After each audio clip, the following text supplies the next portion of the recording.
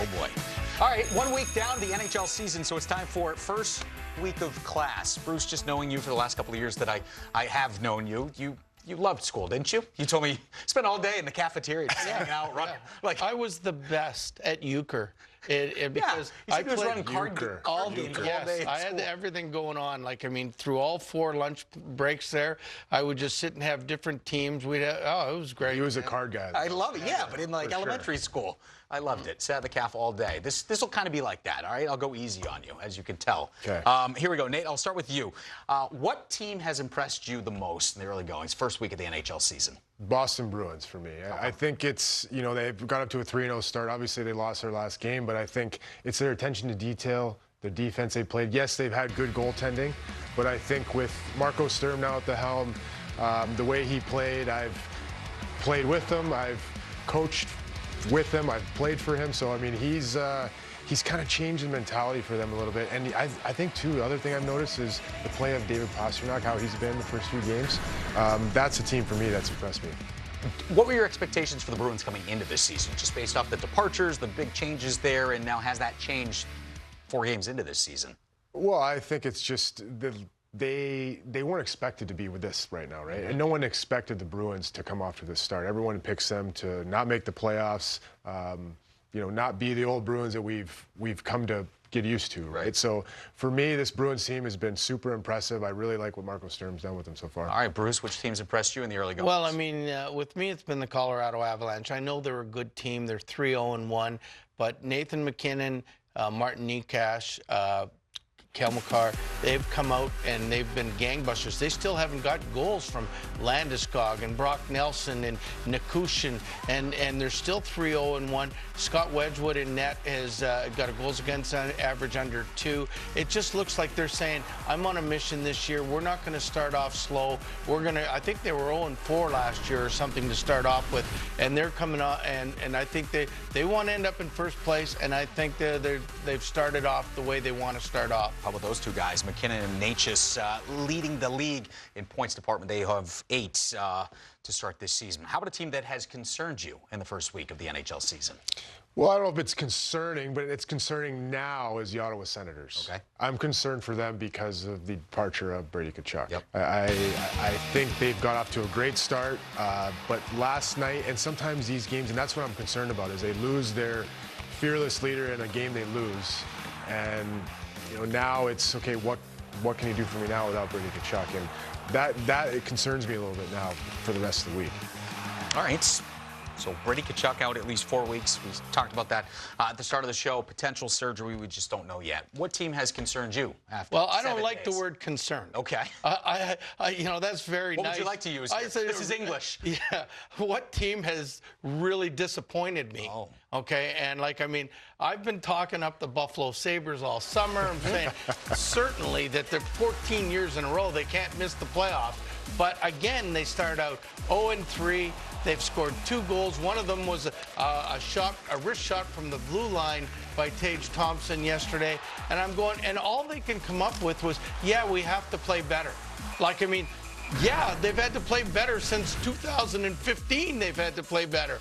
So all summer long, to me, the message would have been, we've got to start off good. We've got to get above 500. We got to bank these points. And to start off 0-3 and and have to play from behind all the time, boy, that's disappointing for me for a team that I thought had a good chance, and they still do. There's 79 games left, but it was something I thought they would get off to a really fast start because they knew of what they've done in the past. So what has to happen now?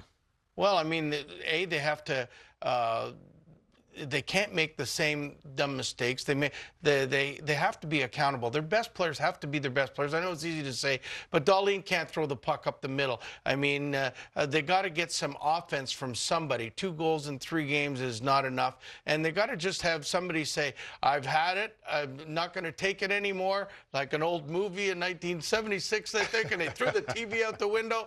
That's what they got to do. They got to get mad, and they got to call out people. like I said earlier, Berube calls out a couple players after 3 games, and where Toronto is expected to be elite, and Buffalo sits there and says, well, we can be better. Let's tread softly, but don't worry about it. Nobody panic. Well, I'm panicking because they haven't made the playoffs in 14 years, so I'm panicking already. All right, give him the stick, crack that on the desk, and let's get this team Listen in to action. the teacher. Oh, I know, right? My goodness. I'm getting the you're Bob Listen to Murray the face teacher. right away. Whoa. Listen to the getting heated. teacher. All right, we'll go glass half full here, more positive. Give me a player that's caught your attention in the early going. Dorofeyev. Okay. I feel like from Vegas, he's been obviously hot, scoring goals early, but he's a guy that's impressed me. I think he's been playing with really good players. Vegas, we know they're very, very deep. But, I picked him yesterday in NHL Now to finish top 3 in goals this year. So I think you see it. I mean, he scores on the backside here. He scores on the strong side. There's just so many different ways. And I think the reason why I'm so impressed with him is the way he's been able to just keep scoring at every level. And he's doing it with other good players he's playing with. So this guy, for me, he's been super impressive. He had 35 goals last season. I think a lot of people thought, do that again, and then we'll buy in. He's got 5 goals to start this season, so I guess he's showing them what he can do. Bruce, who's caught your attention in a positive way? In a positive way, absolutely. Yeah.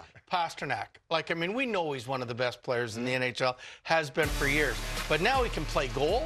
Now he's being a force on the ice. And there's a reason that Boston's won their first 3 games, and I think he was involved in almost every goal. But, he's come out. Look at the hit there.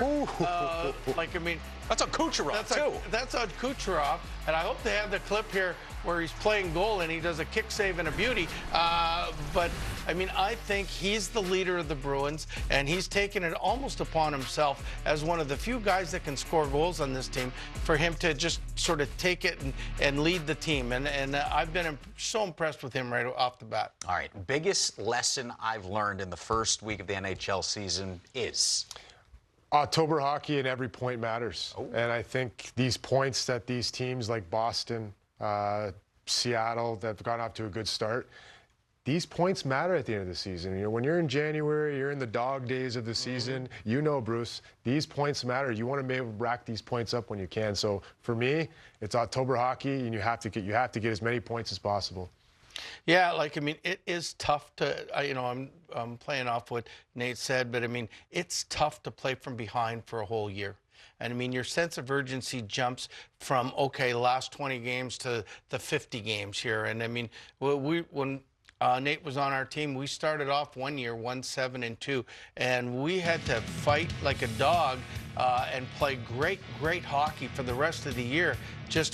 We ended up in first place, but there was no rest at all when you start off badly. So, October hockey, to bank those points is so important, because you're going to look back in 2 months and go, oh man, we blew those 2 games, and it's going to come back to haunt you, because usually in the wild card or at the end of the season, you're making the playoffs maybe in the last game of the season, and so to bank these points early when you're not thinking about playoffs is really important. All right. So what is the first 10 games of the regular season like, and how are they different from the final 72 games of the regular season? We always talk about maybe it's a little, unorganized or a little chaotic out there. When does it start to settle down for you as a player? You start to get that rhythm again? Well, I think after the month of October, I think you usually, you had enough games under your belt, enough practice time where you're able to dial in the systems, and everyone knows what they're supposed to be doing. Everyone knows their job. Everyone knows their role. And then if you fast forward to the last 10 games of the season, it's go time. It's playoff time, right? Playoff time. It's playoff hockey then. It's playoff hockey before playoffs start. So I think that's the biggest contrast probably between those 2 comparisons. Again, couldn't agree with you more. Let's remember, training camp, there's so many different line combinations. Every player basically plays 2 to 3 games. So the first 10 games, to me, what I always used to get upset with our good players are making passes in the skates, passes behind guys. It's not sharp click, tape to tape kind of plays, power plays and penalty kills. Whoever's better at the beginning usually has a lot of success. And so those first 10 games are so important. But Nate's right, the last 10 games, the speed is a little bit more. All right, it's first week of the season officially in the books. Class dismissed. You can go back to the cafeteria and run your euchre games. Oh, I'm just glad you said don't go back to the cafeteria and eat some more. No, I thought that's what you were talking about. No, you were running card games all day. That's all what you about told the me. cafeteria. Never, never.